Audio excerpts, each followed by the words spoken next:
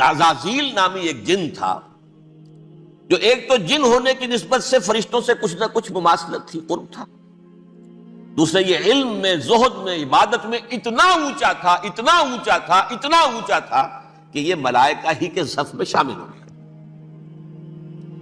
اس نے علم بغاوت بلند کر دیا جب حکم دیا گیا کہ سجدہ کرو آدم کو۔ اب یہ دیکھیے کس قدر یہ اہم مضمون ہے، اور آپ سوچ رہے ہیں یہ باتیں آج پہلی مرتبہ ہمیں اس طرح سنائی جا رہی ہیں، یہ باتیں تو علم میں آتی نہیں ہمارے۔ وجہ کیا ہے؟ آپ کو دلچسپی نہیں ان چیزوں سے۔ جدید تہذیب نے ان چیزوں کی اہمیت کو زیرو کر دیا۔ قرآن میں اہمیت کا کیا عالم ہے؟ 7 جگہ یہ مضمون قرآن میں آیا ہے کہ فرشتوں کو ہم نے حکم دیا سجدہ کرو آدم کو، سب نے سجدہ کیا۔ فسجد الملائکۃ کلھم اجمعون، سارے کے سارے، کل کے کل، سب نے مل کر سجدہ کیا آدم کو، اللہ کے حکم سے فوراً تعمیل کر دی، الا ابلیس ابا واستکبر وکان من الکافرین۔ ابلیس نے نہیں کیا، انکار کیا، استکبار کیا، گھمنڈ کیا۔ اور اس کو سورہ کہف میں بیان کر دیا گیا، یہ اس لیے کہ وہ اصل میں جنات میں سے تھا، اگرچہ شامل تو تھا فرشتوں میں اس وقت۔ کانا من الجن ففسق عن امر ربہ، وہ اصل میں جنات میں سے تھا، اس وجہ سے وہ اپنے رب کے اس فیصلے کے خلاف کھڑا ہو گیا، سرکشی تھی اس میں۔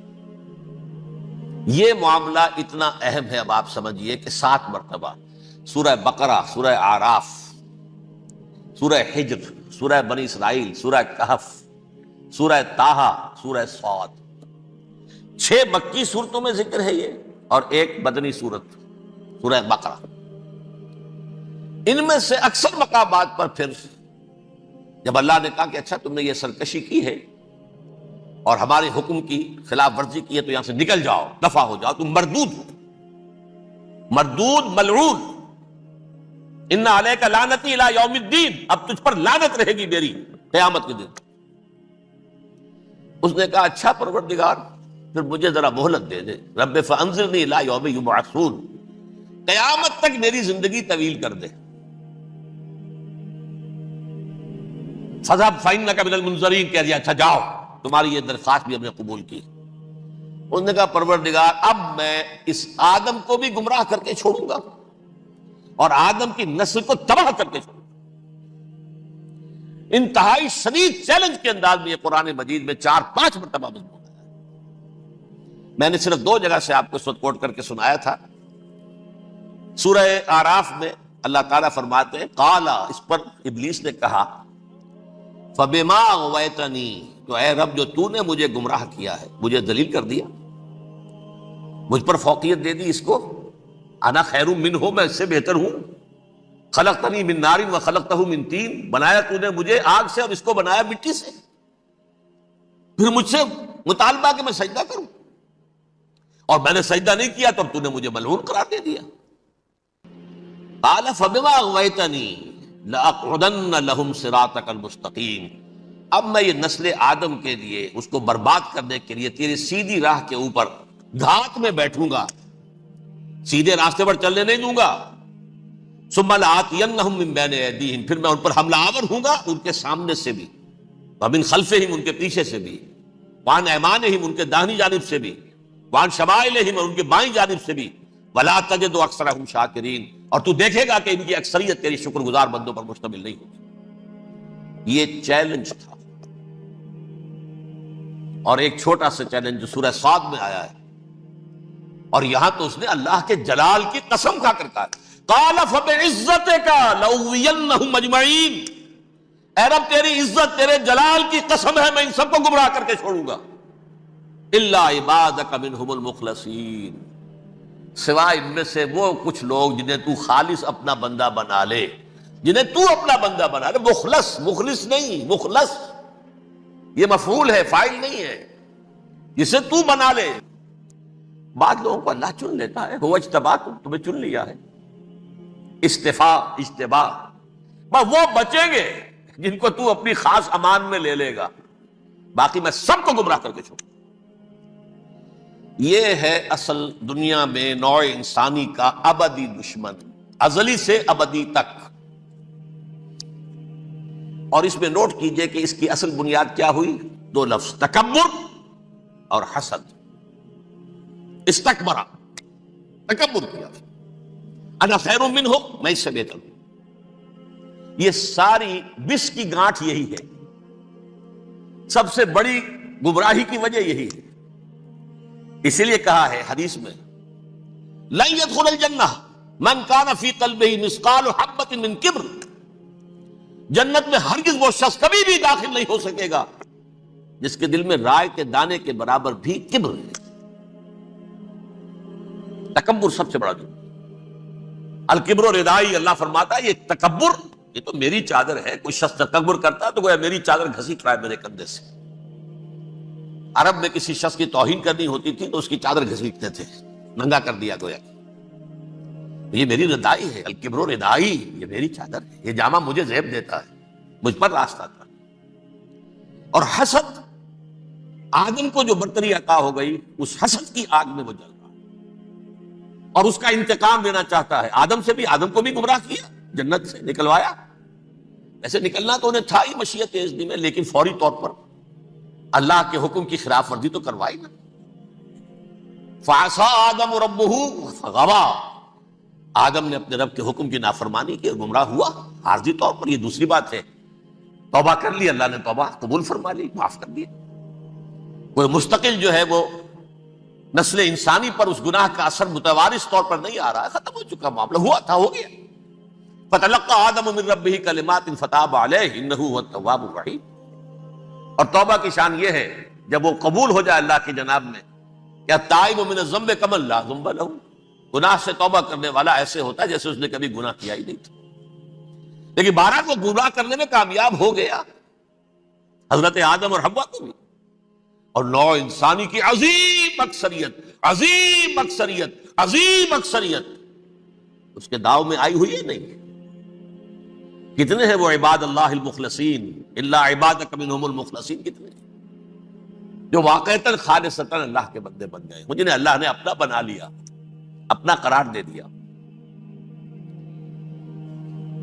اب اس کے ساتھ نوٹ کیجئے، اس ابلیس کے ساتھ ایک فوج بھی ہے جسے قرآن مجید میں کہا گیا ہے یہ اس کی پارٹی ہے، حزب الشیطان. یہ اکیلا نہیں ہے.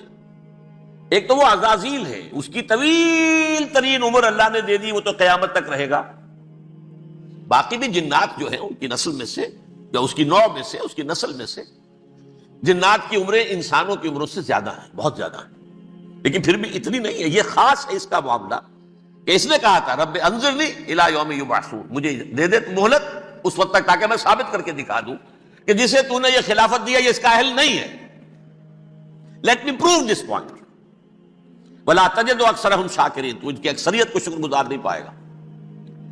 وہ ابلیس جو ہے وہ ریکروٹ کرتا ہے اپنے فوجی، اول تو خود جنات میں سے جو اس کے نمبر 1 لشکری ہے. قرآن مجید میں اس کا اشارہ دیا گیا ہے انہ یراکم ہو وقبیلہ من حیث لا ترونہم. دیکھو لوگو، اے انسانوں، وہ ابلیس لعین عزازیل اور جو اس کے قبیلے کے لوگ ہیں، جنات ہیں، وہ تمہیں وہاں سے دیکھتے ہیں اور تاکتے ہیں اور حملہ کرتے ہیں جہاں سے تم انہیں نہیں دیکھتے. وہ غیر مرئی ہیں، انویزیبل ہیں، تمہیں نظر نہیں آتے. ویزیبل دشمن کا وار تو روک لو گے، انویزیبل کا کیسے روکو گے؟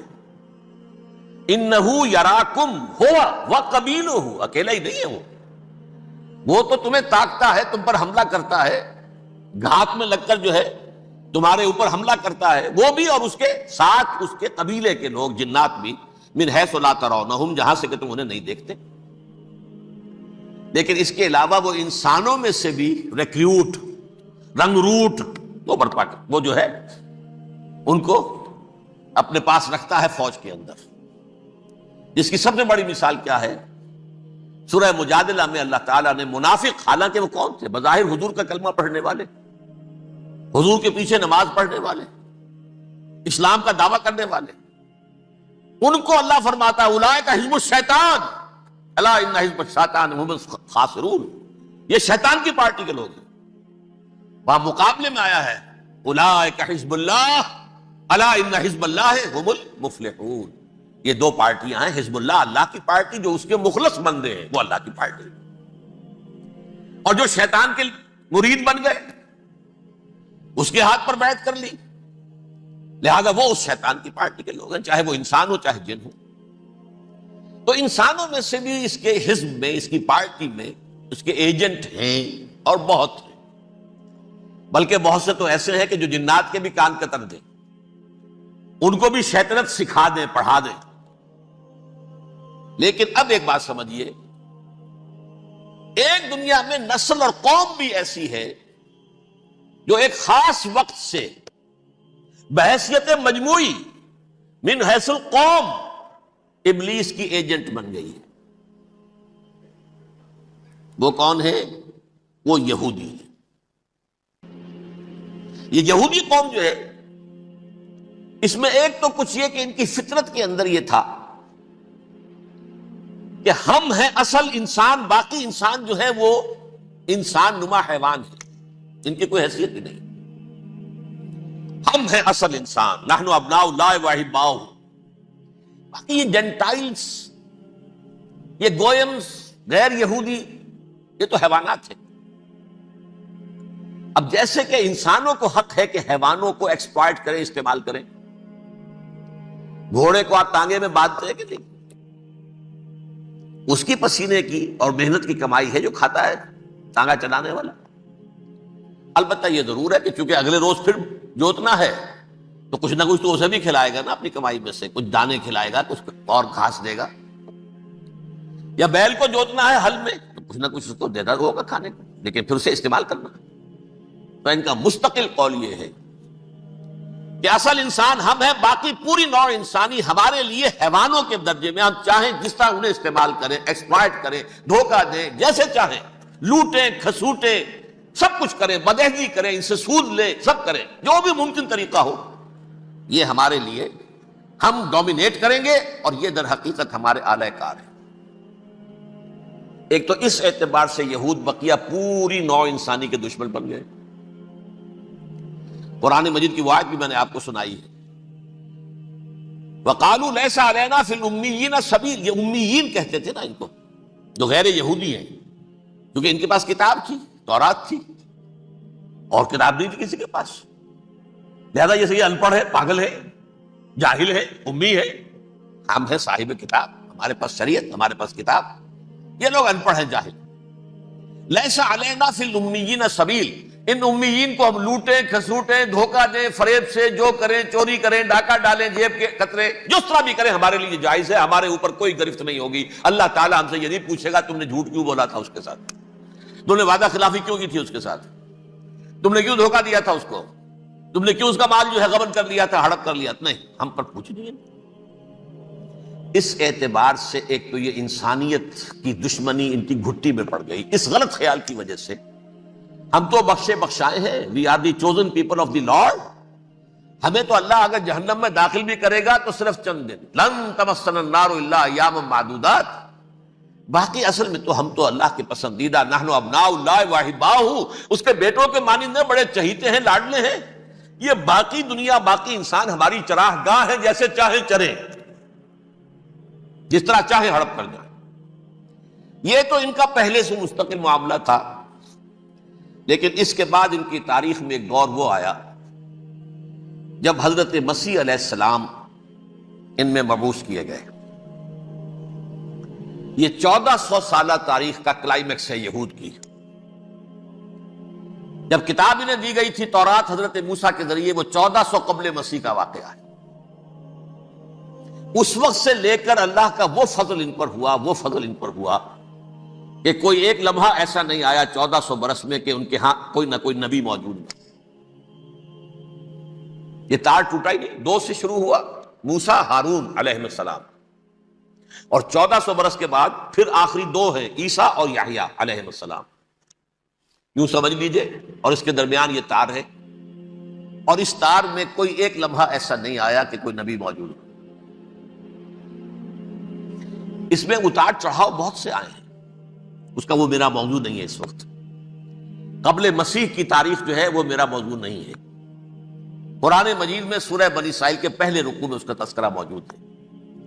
وَقَضَيْنَا إِلَىٰ بَنِي إِسْرَائِيلَ فِي الْكِتَابِ لَتُفْسِدُنَّ فِي الْأَرْضِ مَرَّتَيْنِ وَلَتَعْلُنَّ عُلُوًّا كَبِيرًا، 2 مرتبہ ان پر عذاب کے کوڑے برسے، پہلے اشوریوں کے ذریعے سے جو شامی تھے، سیرینز اشوری کہلاتے، پھر بابلیوں کے ذریعے سے یعنی عراقیوں کے ذریعے سے، بیبیلونیا نام تھا عراق کا پہلے، ان پر بہت بڑی بڑی تباہیاں آئیں، اللہ تعالیٰ کی طرف سے عذاب آئے۔ اس کے بعد پھر دوسرے دور میں دوسرا اقتدار کا دور آیا، خربستیاں بڑھ گئیں، تو پہلے گریکس کے ذریعے سے، یونانیوں کے ذریعے سے، اور پھر رومیوں کے ذریعے سے پسوایا گیا۔ یہ دور گزر چکے تھے، ان پر دو عروج کے دور اور دو زوال کے دور۔ میری چھوٹی سی کتاب ہے تنظیم اسلامی کا تاریخی پس منظر، شاید 6-7 روپے کی ہوگی، اس کو آپ دیکھیں گے تو اس میں اس کا پورا نقشہ آپ کو مل جائے گا۔ ویسے تو یہ کہ میری جو ذرا بڑی کتاب ہے سابقہ اور موجودہ مسلمان امتوں کا ماضی، حال اور مستقبل، اس میں میں نے ان معاملات پر بڑی تفصیل سے بحث کی۔ بہرحال یہ جو دور تھا ان کا 1400 سالہ، وہ اونچ نیچ سے ہوتا ہوا جب آیا ہے حضرت مسیح کی بعثت پر، تو ان کی شرارت کی انتہا یہ ہو گئی کہ اللہ تعالیٰ نے مسیح کو رسول بنا کر بھیجا، رسولاً الی بنی اسرائیل۔ حضرت موسیٰ اور حضرت عیسیٰ کے درمیان رسول کوئی نہیں ہے، سب نبی ہیں۔ حضرت موسیٰ رسول تھے اور حضرت عیسیٰ رسول ہیں، درمیان میں داؤد ہو، سلیمان ہو، یشعیاہ ہو، زکریا ہو، یہ سب نبی ہیں، یحییٰ نبی ہیں، رسول نہیں ہے۔ لہذا وہ شہید کر دیے گئے، رسول شہید نہیں ہو سکتا، قتل نہیں ہو سکتا۔ لیکن عیسیٰ اور موسیٰ کے درمیان 1400 برس ان کے جو ہیں، اس کا کلائمیکس ہے حضرت مسیح علیہ السلام کی بعثت، اور حضرت مسیح علیہ السلام کو جسے اللہ نے اپنی روح قرار دیا، روح منہ، کلمتہ القاہا الی مریم، اللہ کا کلمہ، عظیم ترین معجزات۔ انہوں نے کیا کہا؟ یہ ولد الزنا ہے، حرام زادہ ہے، معاذ اللہ، نقل کفر نہ باشد، یہ جادوگر ہے، یہ مرتد ہے، یہ واجب القتل۔ اصل حکومت اس وقت رومیوں کی تھی حکومت، لیکن انہوں نے انہیں آٹونومی دے رکھی تھی، اپنے مذہبی معاملات تم خود طے کر سکتے۔ تو قائفاس جو اس وقت کا ان کا ہیڈ ربائی تھا سب سے بڑا، اس کی عدالت نے فیصلہ کیا مسیح کو سولی چڑھا دیا جائے۔ پائلیٹس پونٹس، اس کے پاس ان کی ازداش پہنچ گئی، یہ ہمارا مجرم ہے مذہبی، یہ مرتد ہے، یہ کافر ہے، یہ جادوگر ہے، یہ واجب القتل ہے، اسے قتل کر سولی چڑھا دو۔ خیر وہ لمبی بات ہو جائے گی، اس نے تو اپنے ہاتھ دھوئے کہ صاحب ہمارے پاس کوئی جرم نہیں ہے اس کے خلاف، تم کہتے تو ٹھیک ہے سولی چڑھا دیتے۔ یہ دوسری بات ہے کہ اللہ نے حضرت مسیح کو اٹھا لیا آسمان پر، ان کی جگہ وہ شخص سولی چڑھا جس نے غداری کر کے گرفتار کروایا تھا، جوڈاس اسکریوٹ، اس کی شکل اللہ نے بدل دی حضرت مسیح کی سی، اور حضرت مسیح کو فرشتے اٹھا کے اوپر لے گئے، وہ زندہ آسمان پر اٹھا لیے گئے۔ اور یہ ساری تفاصیل نہ قرآن میں ہے نہ حدیث میں ہے، یہ انجیل میں ہے، لیکن انجیل کون سی؟ برنباس کی انجیل، gospel of the lord according to Saint Barnabas. یہ حواریین مسیح میں سے تھے، لیکن عیسائی ان کو تسلیم نہیں کرتے، ان کی بائبل کو صحیح نہیں مانتے، کینونیکل نہیں مانتے۔ 100 انجیلیں تھیں، 104 تھیں، جن میں سے 4 چنی ہیں انہوں نے، یہ متی اور جان اور مرقس مارکس، یہ ہے، تو یہ 4 انجیلیں ہیں انہوں نے تسلیم کی کہ یہ کینونیکلز ہیں، یہ تو ہیں حقیقی، باقی جو ہے 100 اس کو وہ تسلیم نہیں کرتے۔ ان میں سے ایک ہے یہ برنباس، اس میں یہ تفصیل ہے کہ اللہ تعالیٰ نے اس شخص کی، جیوڈاس کی، یہودا جیوڈاس اس کو انگریزی میں کہتے ہیں، اس کی شکل بدل دی حضرت مسیح کی سی، وہ گرفتار ہوا، وہ سولی چڑھا، وہ غدار تھا، غداری کی سزا اسے ملنی تھی، وہ مل گئی۔ حضرت مسیح کو فرشتے 4 اٹھ رہے ہیں، جس کوٹڑی میں حضرت مسیح مقیم تھے، ایک باغ کے اندر روپوش تھے، اس کی چھت پھٹی ہے، 4 فرشتے آئے ہیں، حضرت مسیح کو اٹھا کر لے گئے ہیں، چھت برابر ہو گئی ہے، اس کے بعد وہ شخص پکڑا گیا۔ بہرحال حضرت مسیح کو اللہ نے اٹھا لیا آسمان۔ لیکن وہ دن ہے کہ اس قوم کو اب مغضوب علیہم قرار دے دیا گیا۔ نوٹ کر لیجئے، اصل میں تو ہونا یہ چاہیے تھا کہ رسول کی جان کے درپے جب کوئی امت ہو جاتی تھی تو اللہ کا قاعدہ یہ تھا کہ اس امت کو نسیہ منسیہ کر دیا جائے۔ حضرت نوح کی قوم کو ختم کیا یا نہیں؟ حضرت ہود کی نگاہوں کے سامنے قوم عاد برباد کی گئی یا نہیں؟ حضرت صالح کی نگاہوں کے سامنے قوم سمود برباد ہوئی، یہ اللہ کا قاعدہ رہا۔ سدوم اور عمورہ کی بستیاں حضرت لوط علیہ السلام جہاں بھیجے گئے، مدین کا علاقہ جہاں حضرت شعیب بھیجے گئے، آل فرعون جن کی طرف موسیٰ کو بھیجا گیا، سب ہلاک کر دیے گئے۔ کیونکہ رسولوں کے بارے میں اللہ کا عذاب، نبیوں کے بارے میں یہ بات نہیں ہے۔ نبی آیا، اس نے دعوت دی، جس نے مان لیا اچھا کیا، اپنے لیے اچھا کیا، نہیں مانا اس کی اپنی جو ہے عاقبت برباد ہو گئی، دنیا میں کوئی فیصلہ اس کا نہیں ہوتا۔ لیکن رسولوں کا معاملہ یہ ہوتا ہے کہ دنیا میں وہ اللہ کی عدالت بن کر آتے ہیں، مانو گے تو بچو گے، نہیں مانو گے ہلاک ہو۔ تو اس اعتبار سے وہ مستحق تو ہو چکے تھے اس کے کہ انہیں ہلاک کر دیا جائے۔ اب اللہ کی کوئی خصوصی مشیت ہے، اس میں کیا حکمت ہے، وہ ہے ایک حکمت، میں بعد میں اگر وقت ہوا تو بتاؤں گا۔ فیصلہ یہ کیا اللہ نے کہ حضرت مسیح کو تو اٹھا لیا زندہ، اور ان کی رسی ابھی مزید دراز کر دی، کہ ان کو ابھی مہلت دے دی کہ تمہیں آخری استیصال، جس کو عذاب اکبر کہتا ہے قرآن، سورہ سجدہ جو حضور ہر جمعے کی پہلی رکعت میں فجر میں پڑھتے تھے، وَلَنُذِيقَنَّهُم مِّنَ الْعَذَابِ الْأَدْنَىٰ دُونَ الْعَذَابِ الْأَكْبَرِ لَعَلَّهُمْ يَرْجِعُونَ، چھوٹے چھوٹے عذاب اور ایک بڑا عذاب، جبکہ قوم بالکل برباد، نسیم منسیہ، کأن لم یغنوا فیہا، ایسے ہو جائیں جیسے کوئی تھے ہی نہیں آبادیاں، لا یرا الا مساکنہم، اب ان کے مسکن نظر آتے ہیں، مکین نظر نہیں آتے۔ یہ عذاب اکبر جو ہے وہ ان پر نہیں آیا، حالانکہ وہ مستحق ہو گئے تھے اسی وقت۔ اس کو یوں سمجھیے کہ کسی شخص کو پھانسی کا حکم تو ہو جائے، ایگزیکیوشن نہیں ہوتا ہے، کئی سال گزر جاتے ہیں پڑے ہوئے، اور معاملات جو ہیں وہ چلتے رہتے ہیں۔ یہ معاملہ ہوا اس کے ساتھ، ورنہ یہ مستحق ہو چکے تھے آخری بربادی تباہی کے، عذاب استیصال، جڑ سے کاٹ دینے والا عذاب، وہ آ سکتا تھا ان پر اسی وقت، لیکن اللہ نے ان کی مہلت دراز کی۔ لیکن اس کے بعد اللہ نے ان کو ایک اور موقع دیا، 600 برس بعد حضرت مسیح کے محمد الرسول اللہ صلی اللہ علیہ وسلم کی بعثت ہوئی، اور یہ میں سمجھتا ہوں کہ اس قوم پر اللہ کا اتنا بڑا فضل تھا، اتنا بڑا فضل تھا، اتنا بڑا فضل تھا۔ اب پھر ایک موقع دیا، عسیٰ ربکم ان یرحمکم وان عدتم عدنا، دیکھو اب بھی تمہیں ہم ایک موقع دے رہے ہیں، تمہارا رب تمہارے اوپر اب بھی فضل کرنے کو تیار ہے، رحم فرمانے کو تیار ہے۔ ان ھذا القرآن یہدی للتی ہی اقوم، اس قرآن کے سائے میں آ جاؤ، یہ شاہدرا ہے ہدایت میں آنے کا، اس میں داخل ہو جاؤ، محمد کی تصدیق کرو صلی اللہ علیہ وسلم، دامن محمدی میں آ جاؤ، اب بھی ہم تمہارے گناہ بخش دیں۔ لیکن نہیں، اس قوم نے حضرت محمد صلی اللہ علیہ وسلم کی دشمنی کی کمر کسی، اور اب یوں سمجھیے اس تاریخ سے لے کر آج تک یہ گٹھ جوڑ ہے۔ ظاہر بات ہے کہ ابلیس کا بھی اصل دشمن اب کون ہے، یا ہدف کون ہے، ٹارگٹ کون ہے؟ جنہوں نے محمد کو نہیں مانا صلی اللہ، وہ تو ہے ہی جہنمی، ان پر کوئی اور محنت کرنے کی ضرورت کیا ہے؟ سمجھ رہے میری بات؟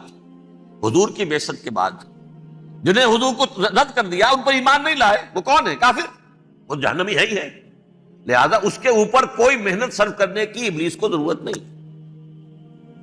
اس کا اصل ٹارگٹ امت محمد ہے صلی اللہ علیہ وسلم۔ وہ ساری نوع انسانی کی دشمنی اب آ کر مرکوز ہو گئی ہے امت محمد صلی اللہ علیہ وسلم کی دشمنی پر۔ اور اسی طرح یہود کا معاملہ، اگرچہ ویسے پوری نوع انسانی کے دشمن ہیں، انہیں حیوان سمجھتے، ان کی جان مال اپنے لیے مباح سمجھتے ہیں، جس طرح چاہے لوٹے کھسوٹے کھائے پیے ہی نہیں، لیکن اب ان کی بھی دشمنی کا سب سے بڑا مرکز امت محمد۔ کیوں؟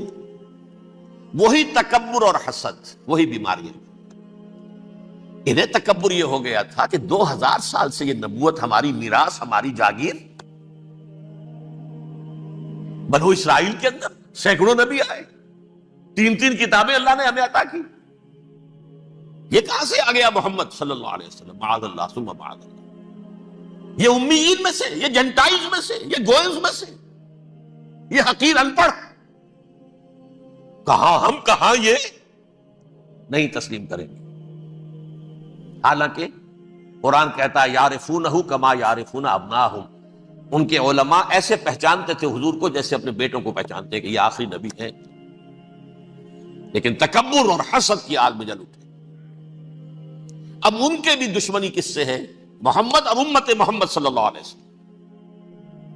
یہ گٹھ جوڑ ہے۔ اب دیکھیے، یہ ہے میری گفتگو کا اب تک کی گفتگو کا حاصل، یہ گٹھ جوڑ،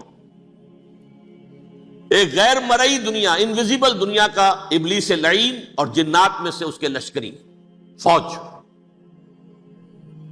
انسانوں میں سے ویسے تو اور بھی بہت جگہ اس کے ایجنٹ ہے، مسلمانوں میں بھی ہے، لیکن بحیثیت قوم، بحیثیت مجموعی، ایک پوری قوم، ایک پوری نسل جو ہے اس کے ساتھ گٹھ جوڑ ہے۔ ان دونوں کی گٹھ جوڑی کے ساتھ یہ دشمن دون ہیں انسانیت کے، پہلا دشمن ابلیس لعین، عزازیل لعین، اور دوسرے دشمن یہود ملعون۔ اب میں آپ کو ذرا اس جو انسانوں میں سے انسان دشمنی کا جن کا سب سے بڑا رول ہے، میں ان کی 2000 سالہ تاریخ کا آپ کے سامنے نقشہ رکھنا چاہتا ہوں۔ ان 1400 سال کا تو میں نے صرف 4 آپ کو پوائنٹس بتائے۔ موسیٰ سے عیسیٰ تک 1400 برس علیہ الصلوۃ والسلام، 2 مرتبہ عروج، 2 مرتبہ زوال، اشیریوں کے ہاتھوں پٹوائی، بابلیوں کے ہاتھوں پٹانا، گریکس کے ہاتھوں مرمت، رومنس کے ہاتھوں مرمت۔ یہ جو 2000 سال ہیں، کیونکہ اب تو ظاہر بات ہے 21ویں صدی شروع ہو گئی، 20 صدیاں حضرت مسیح کو پوری ہو گئی۔ پہلی بات نوٹ کیجئے، حضرت مسیح کی پیدائش ہے سن 1 قبل مسیح۔ یہ نقطہ آپ نے کبھی سنا ہے یا نہیں؟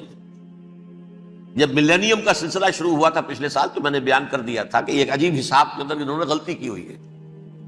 حضرت مسیح کی پیدائش ہوئی 25 دسمبر کو، سن انہوں نے شروع کر دیا، اس کے بعد جنوری آئی تو پہلا سال شروع ہو گیا۔ اگر جنوری سے پہلا سال شروع ہوا تو یہ 6 دن جو ہے تو اس کے پچھلے سال میں تھے، لہذا کہا جائے گا کہ Jesus Christ was born 1 year before Christ، BC۔ تو 1 قبل مسیح میں حضرت مسیح کی پیدائش ہوئی۔ یہ آخری اسرائیلی نبی اور رسول۔ یہودی علماء کی مخالفت، دشمنی، سولی پر چڑھوا دینا میں بیان کر چکا ہوں۔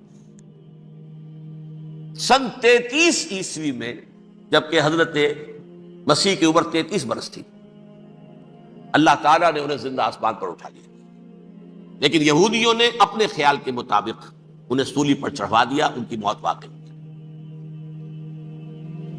اگرچہ اس کے بعد یہ اختلاف ہے ان میں، یہودی کہتے ہیں وہ سولی پر چڑھ گیا، ختم ہوا، مر گیا، عیسائی کہتے ہیں نہیں، انتقال ہوا ہے مسیح کا صلیب پر، لیکن پھر وہ دوبارہ زندہ ہو گئے ہیں۔ ان کی لاش ایک غار میں رکھ دی گئی تھی، وہاں ریزریکشن ہو گیا، ان کا باعث بعد الموت وہی ہو گیا، اور پھر انہیں اللہ نے زندہ آسمان پر اٹھا لیا۔ تو ہمارے اور عیسائیوں کے درمیان نوٹ کر لیجئے، یہ چیز مشترک ہے کہ حضرت مسیح آسمان پر زندہ اٹھائے گئے۔ فرق کیا ہے؟ وہ سمجھتے ہیں کہ سولی دیے گئے، سولی پر مرے، پھر زندہ ہوئے، پھر گئے۔ ہم سمجھتے ہیں کہ نہیں، وما صلبوہ وما قتلوہ، انہوں نے نہ صلیب دے سکے انہیں اور نہ انہیں قتل کر سکے، بل رفع اللہ الیہ، اللہ نے اٹھا لیا۔ پھر ہمارا اور یہ اس کا عیسائیوں کا ایک اور اتفاق ہے، سیکنڈ کمنگ آف جیسس، حضرت مسیح دوبارہ آئیں گے، یہ عیسائیوں کا بھی عقیدہ ہے اور ہمارا بھی۔ بہرحال تو جیسا کہ میں نے عرض کیا کہ اس وقت یہ عذاب استیصال، عذاب اکبر کے مستحق ہو چکے تھے، لیکن اللہ نے ان کی مدت دراز کی ہے، لیکن ان پر دنیاوی عذاب کا ایک کوڑا جو ہے اللہ تعالیٰ کی طرف سے اسی وقت برسا۔ دنیاوی عذاب دنیا میں رہتے ہوئے ختم نہیں کیا۔ 37 برس بعد، حضرت مسیح کے رفع سماوی کے 37 برس بعد، سن 70 میں یہودیوں نے بغاوت کی رومیوں کے خلاف۔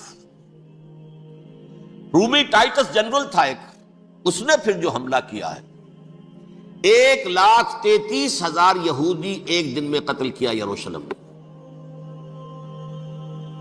اور ہیکل سلیمانی گرا دیا۔ وہ ہیکل پہلے بھی گرا تھا، پہلے 1400 سال کے دوران میں بھی نبوکدنضر نے گرایا تھا، لیکن پھر اس کے 150 سال بعد انہوں نے دوبارہ بنا لیا تھا، اس لیے وہ اسے سیکنڈ ٹیمپل کہتے ہیں۔ پہلا ٹیمپل جو حضرت سلیمان نے بنایا تھا، نبوکدنضر نے گرا دیا 587 قبل مسیح میں، پھر دوبارہ انہوں نے 150 سال کے بعد بنا لیا۔ وہ اس تاریخ کا حصہ ہے، میں نے جس کے بارے میں آپ کو تفصیل نہیں بتائی۔ اس میں یہ ہوا سن 70 میں وہ گرا دیا گیا، وہ آج تک گرا پڑا ہوا ہے۔ نمبر 2، یہ کہہ دیا گیا کہ یہودیوں اس ارض فلسطین سے نکل جاؤ، تم یہاں نہیں رہ سکتے اب۔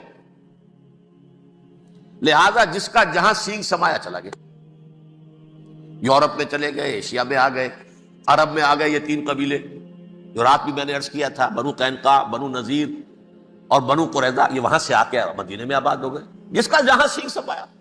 افریقہ میں، ہندوستان میں، جہاں چلے گئے ڈایاسپورا اسے کہتے ہیں، وہ آپ نوٹ کر دیجئے اس لفظ کو، ڈایاسپورا، ہمارا دور انتشار، جبکہ ہمیں ہماری اصل سرزمین تو فلسطین ہے، حضرت ابراہیم کا مسکن، حضرت اسحاق حضرت یعقوب کا مسکن فلسطین، یہ ہے ہماری اصل جاگیر، یہ تو ہماری جدی پشتی جاگیر ہے، لیکن یہاں سے نکال دیے گئے سن 70 عیسوی میں، اور وہاں سے لے کے 1917 تک ان کا ڈایاسپورا جاری رہا۔ یہ دور انتشار ہے۔